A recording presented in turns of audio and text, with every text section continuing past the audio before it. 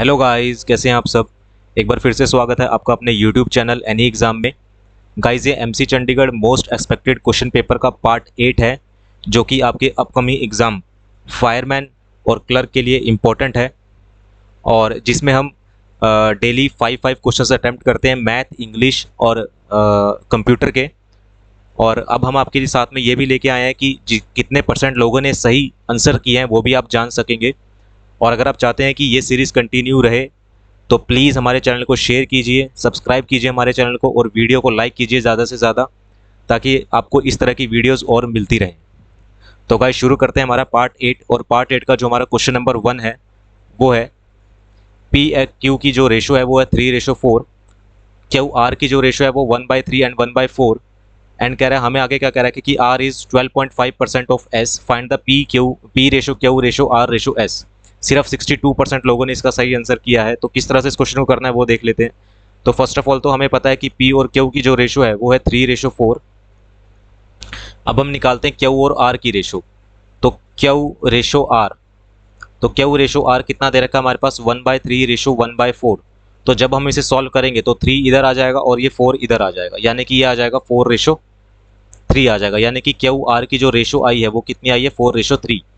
अब आगे हमें क्या कह रहा है कि R is 12.5% of 6 S, sorry S, और 12.5% हमें पता है कितना होता है, 1/8 होता है। 12.5% इज़ 1/8।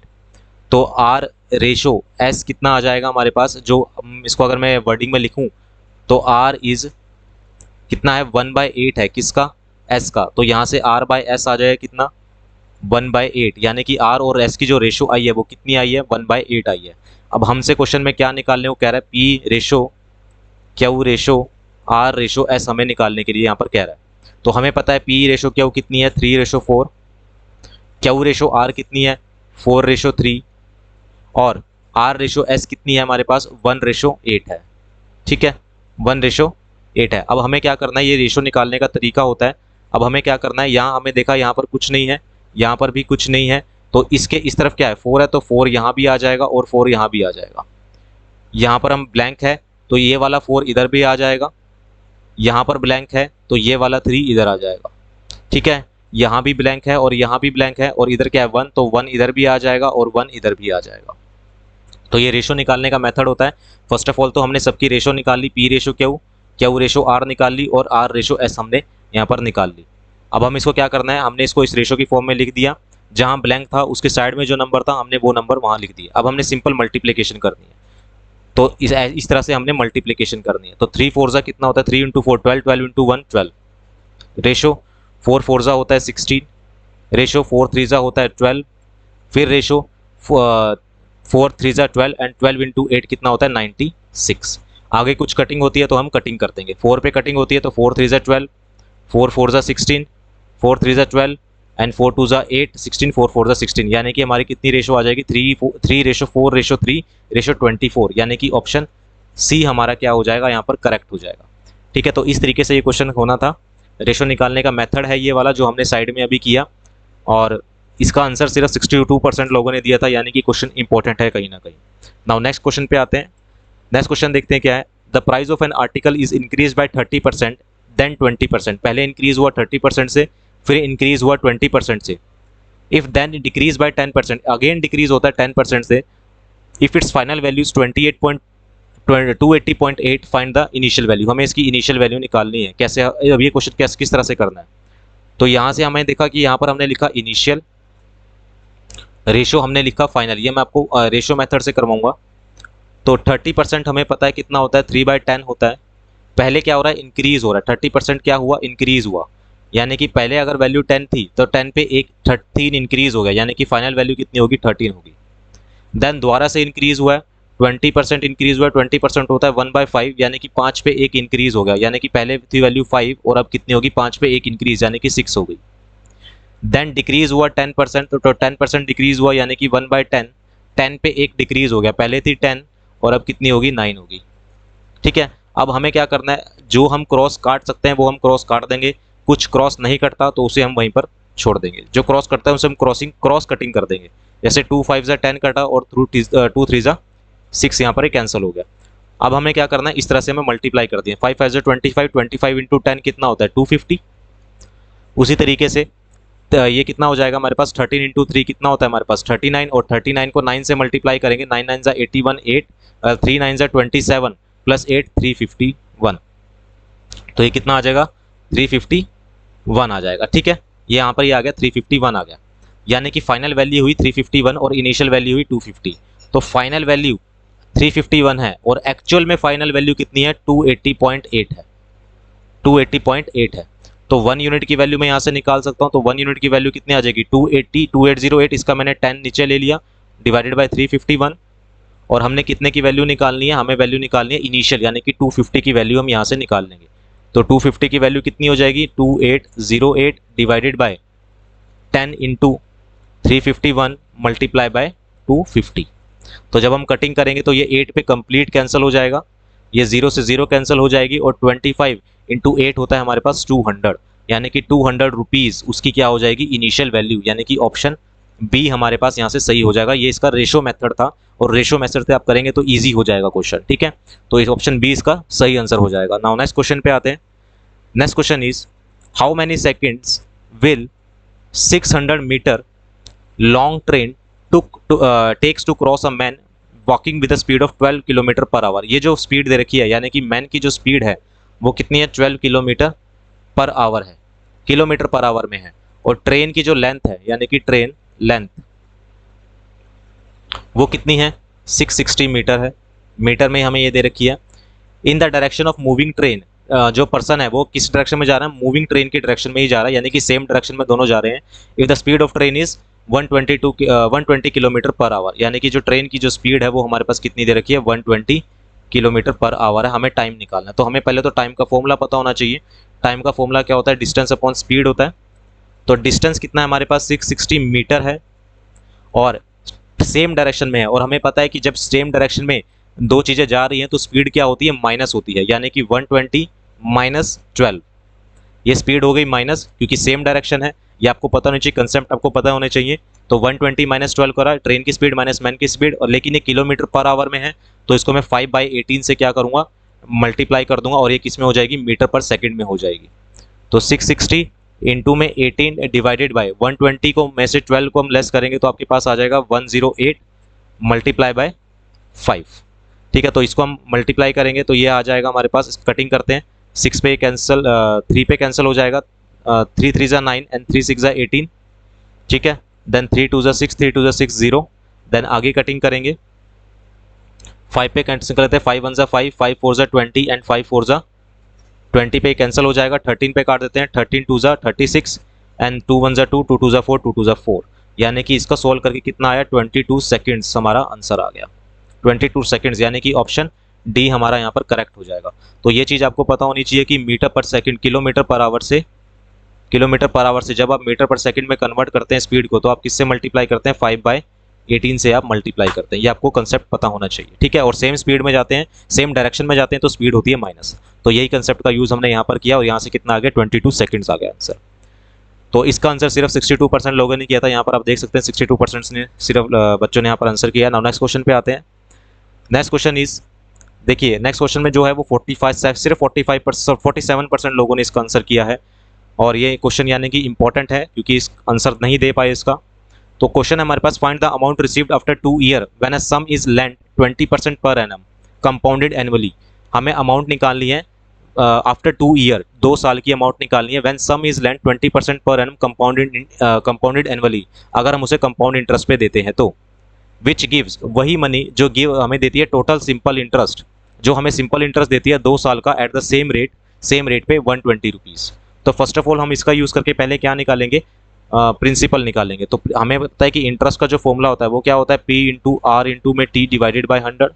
तो इंटरेस्ट, सिंपल इंटरेस्ट हमें कितना मिला 120, प्रिंसिपल में यहाँ से निकाल लूँगा। रेट ऑफ इंटरेस्ट कह रहा है सेम है, यानी कि 20% है, टाइम कितना 2 साल डिवाइडेड बाय 100। तो इसको जब यहाँ से प्रिंसिपल निकालेंगे तो यहाँ 0 से 0 कैंसिल हो जाएगी, तो ये कितना आ जाएगा, प्रिंसिपल आ जाएगा हमारे पास 1 2, ये 0 इधर मल्टीप्लाई हो जाएगी 00 डिवाइडेड बाय 4, यानी कि प्रिंसिपल आ जाएगा हमारे पास 300। तो प्रिंसिपल हमारे पास 300 आ गया। अब इस प्रिंसिपल का यूज़ करके हमें अमाउंट फाइंड करनी है कंपाउंडेड एनुअली में।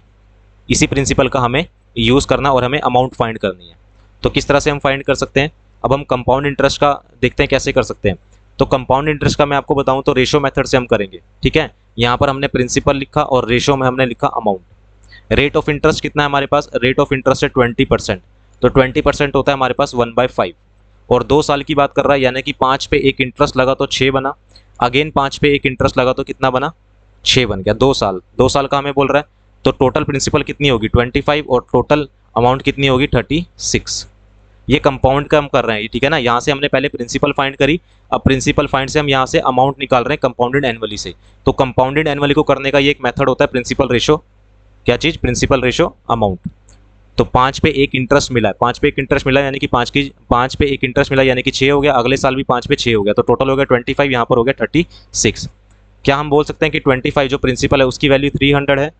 यहाँ से मैं 1 यूनिट की वैल्यू निकाल लूंगा, तो 300 डिवाइडेड बाई 25, और उसके बाद हम कितने की वैल्यू निकाल लेंगे? हम निकाल लेंगे 36 की वैल्यू। अमाउंट निकालनी है तो 300 डिवाइडेड बाई 25 मल्टीप्लाई बाय 36। तो ये 25 वन जा 25 एंड 25 12 जा होता है हमारे पास कितना? 300 होता है। और 36 को 12 से जब हम मल्टीप्लाई करेंगे तो आपके पास कितना आएगा? 432 आ जाएगा, यानी कि 432 रुपीज़ हमारे पास क्या होगी? अमाउंट होगी, यानी कि ऑप्शन सी हमारा यहाँ पर करेक्ट हो जाएगा, 432 रुपीज़। तो पहले आपको इस फॉर्मूले का यूज़ करके प्रिंसिपल निकालनी थी, फिर आपको कंपाउंड इंटरेस्ट का, आपको रेशो मेथड पता है, मेरे को रेशो मेथड पता है, तो मैंने रेशो मेथड से का यूज़ करके क्या निकाल लिया? अमाउंट निकाल ली, ठीक है। नाउ नेक्स्ट क्वेश्चन पे बढ़ते हैं, और ये सिर्फ 40% लोगों ने इसका आंसर सही दिया था। Now next question is, a pipe can fill a tank in 6 hours. एक पाइप है जो किसी टैंक को 6 आवर में फिल कर सकता है। After half of the tank is filled, half fill होने के बाद 2 more similar pipe are open, 2 similar pipe को और ओपन कर दिया जाता है। What is the total time taken to fill the tank? Tank को भरने में कितना टाइम लगेगा? तो हमें पता है कि एक पाइप जो है वो पूरे टैंक को 6 आवर में फिल कर देता है। हाफ टैंक फिल हो गया, यानी कि जो पाइप ए है, इसको मैंने ए माना, वो pipe A fill full tank in कितने आवर्स? 6 आवर्स में। तो pipe A fill half tank, half tank जब भर देगा तो हाफ टैंक कितने देर में भर देगा? पाइप ए 3 आवर्स में भर देगा, क्योंकि यहाँ पर क्या कह रहा है कि हाफ टैंक फिल हो चुका है, उसके बाद 2 सिमिलर पाइप जो है वो ओपन हुए हैं। तो पाइप ए जो है वो हाफ टैंक कितने आवर में भर देगा? 3 आवर्स में ये फिल कर देगा हाफ टैंक। अब कितने आवर्स रह गए? 3 आवर्स और रह गए, लेकिन जब हाफ टैंक फिल हो गया तो कितने मोर पाइप इससे ओपन हो गए? 2 और पाइप ओपन हो गए। तो कह रहा है कि कितना टाइम? अब टाइम कम लगेगा क्योंकि 2 पाइप और ओपन हो चुके हैं, ठीक है ना। तो हमें पता है क्या कि पाइप ए 3 आवर्स में जितना काम कर सकता था, एमडीएस का हम यहाँ फॉर्मूला लगा रहे हैं, एम यानी कि पाइप हो गया और डेज यानी कि आवर जो भी हो गया, एम इंटू एच का हम यहाँ फॉर्मूला लगा रहे हैं। तो पाइप ए 3 घंटे में जितना काम कर सकता था, वही काम, ठीक है, वही काम जो अब 3 पाइप हो गए, क्योंकि पाइप ए तो ओपन था ही, 2 और ओपन हो गए, वही काम 3 पाइप, ठीक है ना। यहाँ पर मैं ए नहीं, यहाँ पर 1 लिख लूँ, क्योंकि एक पाइप 3 घंटे में जितना काम कर सकता है, वही काम 3 पाइप कितने घंटे में करेंगे या कितने आवर्स में करेंगे, ठीक है। यहाँ से भी एम इंटू एच का हमने फॉर्मूला लगा लिया। तो यहाँ से एच कितना आ जाएगा? 1 इंटू 3 3, और 3/3 कितना होता है? 1, यानी कि 1 आवर में। यानी कि अगर तीनों पाइप इकट्ठा लेंगे तो हाफ टाइम 1 घंटे में भर देंगे। तो 3 घंटे तो ये हो गए हमारे पास जो अकेला पाइप ने काम करा, प्लस 1 घंटा वो जो तीनों ने काम करा, तो टोटल टाइम कितना हो गया? 4 आवर्स हो गया। यानी कि 4 आवर्स में जो टैंक है वो कंप्लीट फिल हो जाएगा, यानी कि ऑप्शन ए इसका सही हो जाएगा, ठीक है। सिर्फ 47% लोगों ने इसका सही आंसर किया है, ठीक है। तो आप देख सकते हैं कि अगर आपकी तैयारी है तो आप इसका आंसर कर देंगे, नहीं है तो आप अभी इन्हीं 40 जो बाकी जो कितना 53% जो लोग रह गए आप अभी उनमें लाए करते हैं। तो अपनी तैयारी को जोरदार रखिए अगर आपको एग्जाम क्लियर करना है तो, ठीक है। नाउ नेक्स्ट क्वेश्चन पे आते हैं। अच्छा गाइज, ये थे हमारे मैथ के 5 मोस्ट इंपॉर्टेंट क्वेश्चंस जो कि आपके अपकमिंग एग्जाम के लिए इंपॉर्टेंट हैं।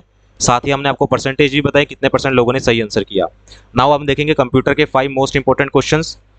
तो फर्स्ट क्वेश्चन है, which among the following can store the large amount of data. इसमें से कौन सा है जो लार्ज अमाउंट ऑफ डाटा को स्टोर करता है? तो इसका आंसर सिर्फ 71% लोगों ने इसका आंसर किया है। तो लार्ज अमाउंट डाटा स्टोर करने के लिए हम किसका यूज़ करते हैं? हार्ड डिस्क का, ठीक है ना। हार्ड डिस्क का यूज़ किया जाता है लार्ज अमाउंट ऑफ डाटा को स्टोर करने के लिए, ठीक है। तो इस ऑप्शन बी इसका सही हो जाएगा। तो ये है हार्ड डिस्क के बारे में छोटी सी इन्फॉर्मेशन, आप वीडियो को पॉज करके इसको पढ़ सकते हैं, ठीक है। हार्ड डिस्क के बारे में और रैम के बारे में भी बताया गया है यहाँ पर। नाउ नेक्स्ट क्वेश्चन पे आते हैं।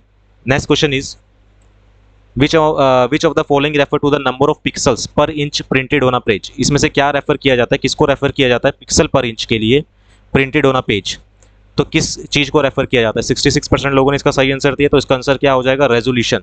रेजोल्यूशन को रेफर किया जाता है पिक्सल पर इंच के लिए, ठीक है ना, कितने रेजोल्यूशन में आप प्रिंट चाहते हैं, ठीक है ना। प्रिंट मार्जिन तो हो गया, कितना गैप के लिए होता है, कलर हो गया, किस कलर में आप चाहते हैं, फिल्टर यूज़ नहीं होता, तो क्या आ जाएगा इसका आंसर? रेजोल्यूशन हो जाएगा, यानी कि ऑप्शन बी हो जाएगा, ठीक है ना।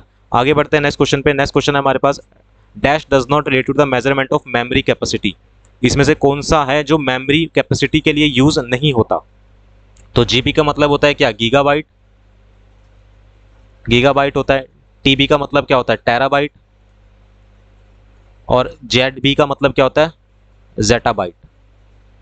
इसमें से क्या है? एचबी हम यूज नहीं करते, एचबी का यूज नहीं होता, ठीक है ना। सबसे पहले क्या आता है हमारे पास? केबी आता है यानी कि किलोबाइट, फिर एमबी आता है यानी कि मेगाबाइट, फिर क्या आता है? जीबी आता है यानी कि गीगाबाइट, फिर क्या आता है हमारे पास? टेराबाइट टीबी, फिर आता है हमारे पास पेटाबाइट यानी कि पीबी, फिर आता है एक्साबाइट यानी कि ईबी, फिर आता है हमारे पास जेटाबाइट यानी कि जीबी, और उसके बाद लास्ट में हमारे पास आता है योटाबाइट यानी कि वाईटी, ठीक है ना। ये सीक्वेंस है इसका, kilobyte, megabyte, gigabyte, terabyte, petabyte, exabyte, और उसके बाद आता है जेटाबाइट, देन योटाबाइट, ठीक है। तो ये मेमोरी के लिए कौन सा यूज नहीं होता? एचबी हमारे पास यूज नहीं होता। नाउ नेक्स्ट क्वेश्चन पे आते हैं।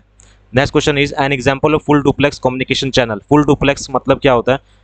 फुल डुप्लेक्स कम्युनिकेशन चैनल का क्या कौन सा एग्जांपल है? तो आपके पास हो जाएगा टेलीफोन कॉन्वर्सेशन, यानी कि फुल डुप्लेक्स का मतलब क्या होता है कि एक ही बारी में दोनों जगह से जो बात करते हैं, मतलब यहाँ से भी किसी ने फ़ोन मिलाया, ठीक है ना, यहाँ से भी किसी ने फ़ोन मिलाया और यहाँ से भी किसी ने एक फ़ोन मिलाया, हम फ़ोन मिलाते हैं तो यहाँ से भी हम एक बारी में दोनों तरफ से बोल सकते हैं, ठीक है ना। जो दोनों तरफ से एक ही टाइम पे अगर दोनों तरफ से कोई बोल रहा है, एक ही टाइम पे बात हो रही है, तो उसे क्या कहते हैं? फुल डुप्लेक्स कहते हैं, यानी कि टेलीफोन कन्वर्जेशन। सिंगल डुप्लेक्स जो होता है, सिंगल सिंगल डुप्लेक्स का मतलब ये होता है कि एक टाइम पे एक ही बोलेगा, ठीक है ना। उसका एग्जाम्पल क्या है? Walkie talkie. Walkie talkie single duplex का एग्जाम्पल है। वॉकी टॉकी में एक बारी में एक ही बोल सकता है, दूसरा नहीं बोल सकता, लेकिन फुल डुप्लेक्स में दोनों जो पर्सन है वो एक बारी में बोल सकते हैं, ठीक है। तो ये था इसका, यानी कि इसका आंसर सही क्या हो जाएगा? Telephone conversation. टेलीफोन कन्वर्सेशन का सही आंसर हो जाएगा, यानी कि इसका सही आंसर कितने? सिर्फ 29% लोगों ने इसका सही आंसर किया है, ठीक है। तो इंपॉर्टेंट है ये क्वेश्चन। फुल डुप्लेक्स का जो एग्जाम्पल है वो है टेलीफोन कन्वर्सेशन। और फुल डुप्लेक्स क्या होता है कि एक बारी में साइमल्टेनियसली दोनों पर्सन एक बारी में बोल सकते हैं, लेकिन वॉकी टॉकी में ऐसा नहीं होता, इसलिए वॉकी टॉकी सिंगल डुप्लेक्स होता है। नाउ नेक्स्ट क्वेश्चन पे आता है, विच of the following does computing in a personal computer. Personal computer में कंप्यूटिंग के लिए क्या यूज़ होता है? तो कंप्यूटिंग करने के लिए हम क्या यूज़ करते हैं? सीपीयू, यानी कि कंट्रोल सेंट्रल प्रोसेसिंग यूनिट हम यूज़ करते हैं, ठीक है। तो इसका आंसर क्या हो जाएगा? ऑप्शन ए इसका सही आंसर हो जाएगा। तो ये सीपीयू के बारे में थोड़ी सी इन्फॉर्मेशन है, ये आप देख सकते हैं। एएलयू के बारे में इन्फॉर्मेशन देखी, कंट्रोल यूनिट के बारे में भी इन्फॉर्मेशन यहाँ पर दे रखी है। तो गाइज ये थे हमारे कंप्यूटर के 5 most important questions. Now next पे आते हैं। नेक्स्ट हम देखते हैं इंग्लिश के 5 मोस्ट इंपॉर्टेंट क्वेश्चन, और इंग्लिश में आज सिर्फ हम वोकेबलरी करेंगे। तो जो फर्स्ट क्वेश्चन है, हमें बताना है कि best expression of the meaning, यानी कि हमें सिनोनियम बताना है किसका? क्रूसेड का। क्रूसेड का हमें सिनोनियम बताना है। सिर्फ 26% लोगों ने इसका सही आंसर किया है। तो क्रूसेड का जो मीनिंग होता है, क्रूसेड का जो मीनिंग होता है वो होता है कैंपेन करना, यानी कि इसका सिनोनियम क्या हो जाएगा? कैंपेनिंग करना। और क्रूसेड का मीनिंग क्या होता है? विगोरस, यानी कि एक किसी पॉलिटिकल, सोशल या फिर रिलीजियस के लिए कोई कैंपेन चलाना, उसे हम क्या बोलते हैं? क्रूसेड कहते हैं। Vigorous, vigorous campaign, vigorous campaign, ठीक है। कैंपेन चलाना, PAIGN, vigorous campaign. Vigorous campaign का मतलब किसी पॉलिटिकल के लिए या फिर किसी सोशल के लिए, के लिए या फिर रिलीजन के लिए कोई कैंपेन चलाना, उसे हम क्या कहते हैं? विगोरस कहते हैं। अब हम बात करते हैं डेफ्ट की। डेफ्ट का मीनिंग क्या होता है? डेफ्ट का मीनिंग होता है स्किलफुल। डेफ्ट का मीनिंग क्या होता है? स्किलफुल, जो अपने काम में स्किलफुल हो, यानी कि जो अपनी क्विक एकदम से, मतलब स्किलफुल हो जो अपने काम में, ठीक है ना, उसको क्या कहते हैं? जो अपने काम को अच्छे से कर सके उसको कहते हैं डेफ्ट, स्किलफुल जो होता है। क्रूक होता है बेईमान, यानी कि डिसऑनेस्ट जो पर्सन होता है। क्रूक होता है, स्प्रिंट होता है तेज भागना, यानी कि स्पीड से रिलेटेड है ये। स्प्रिंटर होता है ना, वो स्पीड होता है, ठीक है ना। तो यहाँ से आपके कई सारे वर्ड क्लियर हो गए। क्रूसेड का मतलब क्या होता है? कैंपेन चलाना किसी रिलीजन के लिए, पॉलिटिकल के लिए या सोशल के लिए। और डेफ्ट का मीनिंग होता है स्किलफुल, जो अपने काम को अच्छे से कर सके। क्रूक होता है डिसऑनेस्ट, और स्प्रिंट होता है स्पीड। नाउ नेक्स्ट पे आते हैं। नेक्स्ट है हमारे पास, which of the following best express the meaning of the word. इसका भी हमें सिनोनियम बताना है। सिर्फ 12% लोगों ने इसका सही आंसर किया, सिर्फ 12%। तो फैचुअस का हमें मीनिंग बताना है, तो फर्स्ट ऑफ ऑल तो हमें फैचुअस का मीनिंग पता होना चाहिए कि फैचुअस का मीनिंग क्या होता है। फैचुअस का जो मीनिंग होता है वो होता है सिली, या फिर हम कहें पॉइंटलेस। सिली या फिर पॉइंटलेस, या फिर हिंदी में अगर बात करें तो बेवकूफ़ जिसे हम कहते हैं, बुद्धिहीन जिसे कहते हैं, सिली या फिर पॉइंटलेस, जो बेकार की बातें करता है, ठीक है ना, उसे हम कहते हैं फैचुअस। और इसका जो सिनोनियम होता है वो होता है सार्को सैक्रोसेंट, सैक्रोसेंक्ट होता है। इसका जो आंसर हो जाएगा वो ऑप्शन बी हो जाएगा, सैक्रोसेंक्ट कहते हैं, जो कि सैक्रोसेंट का मतलब क्या होता है, रिगार्ड, मतलब कि बेकार की बातें करने वाला, सिली या फिर पॉइंटलेस जो होता है, ठीक है ना। तो इसका सही आंसर क्या हो जाएगा, सैक्रोसेंक्ट हो जाएगा। अब बात करते हैं रूज की। रूज का मतलब क्या होता है, रूज का मतलब होता है बच्चों चाल चलना, ठीक है ना, ट्रिकी, ट्रिक जो चलते हैं, किसी को बेवकूफ़ बनाने के लिए जो ट्रिक चलते हैं उसे हम कहते हैं रूज, RUSE, ठीक है। माफ कीजिएगा, इसका आंसर सैक्रोसेंट नहीं, इसका आंसर होगा इनेन, इनेन, माफ कीजिएगा, ऑप्शन सी इसका सही आंसर है, इनेन इसका सही आंसर होगा। इनेन, इनेन का मतलब होता है सिली, इनेन का मतलब क्या होता है, सिली होता है।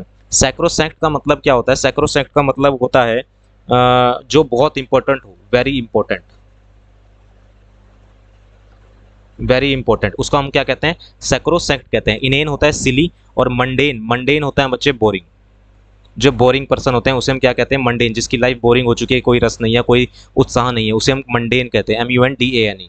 तो फैचुअस का मतलब क्या होता है, सिली या पॉइंटलेस। रूस का होता है चाल। सैक्रोसेंट का होता है वेरी इंपॉर्टेंट, जो बहुत इंपॉर्टेंट है। इसका फैचुअस का जो सिनोनियम होता है वो होता है इनेन, INANE, सिली, ठीक है। नाउ नेक्स्ट पे आते हैं, नेक्स्ट क्वेश्चन देखते हैं क्या है। हमें इसमें इसका भी सिनोनियम बताना है, प्लिथोरा, प्लिथोरा का हमें सिनोनियम बताना है, और सिर्फ 29% लोगों ने इसका सही आंसर किया है।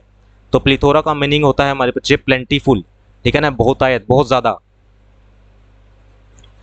बहुत ज़्यादा, यानी कि प्लेंटीफुल, यानी कि ऑप्शन बी इसका सही हो जाएगा, प्लेंटीट्यूड, बहुत ज़्यादा, यानी कि कुछ ज़्यादा ही मात्रा में है, उसे हम क्या बोलते हैं प्लिथोरा बोलते हैं, ठीक है।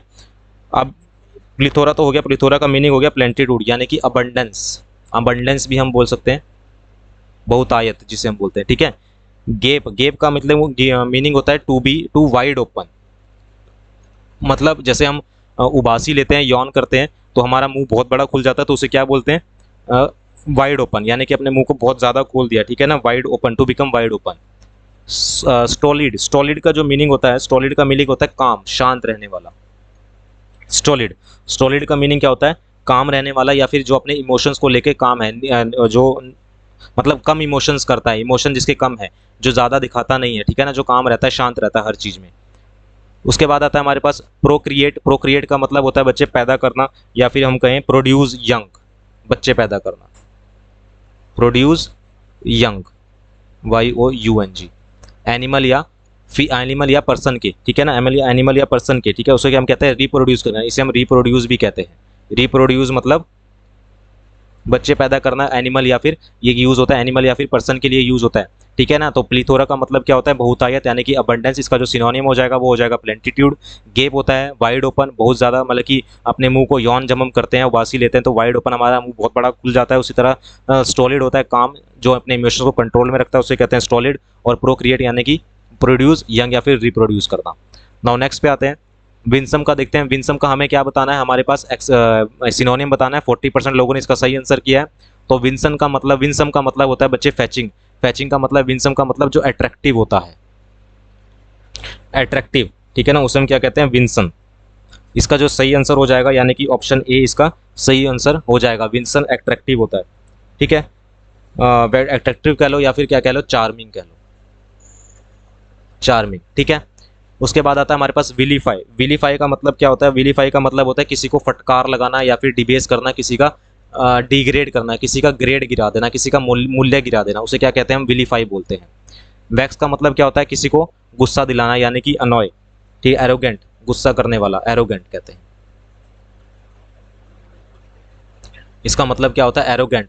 और हॉटी, हॉटी का मतलब होता है, हॉटी का मतलब सॉरी, इसका मतलब होता है अनॉय। वैक्स का मतलब होता है अनॉय, गुस्सा, और हॉटी का मतलब होता है एरोगेंट, चिड़चिड़ा, ठीक है। एरोगेंट होता है, हॉटी का मतलब होता है एरोगेंट, ठीक है। तो एक्टर विंसन का मतलब क्या होता है, अट्रैक्टिव, यानी कि चार्मिंग। इसका जो सही आंसर हो जाएगा फैचिंग। फैचिंग का मतलब भी क्या होता है, अट्रैक्टिव होता है या फिर चार्मिंग होता है। विलीफाई का मतलब डिबेस या डिग्रेड करना। वैक्स का मतलब होता है अनॉय, किसी को गुस्सा दिलाना। हॉटी का मतलब होता है एरोगेंट, यानी कि चिड़चिड़ा। नाउ नेक्स्ट पे आते हैं। नेक्स्ट है हमारे पास एक्सटेंसिव, और इसका हमें क्या बताना है, अपोजिट यानी कि एंटोनियम हमें बताना है। 56% लोगों ने इसका सही आंसर किया है। एक्सटेंसिव का मतलब बहुत ज़्यादा, और इसका एंटोनियम क्या हो जाएगा, स्मॉल यानी कि बहुत कम। ठीक है, नाउ नेक्स्ट पे आते हैं।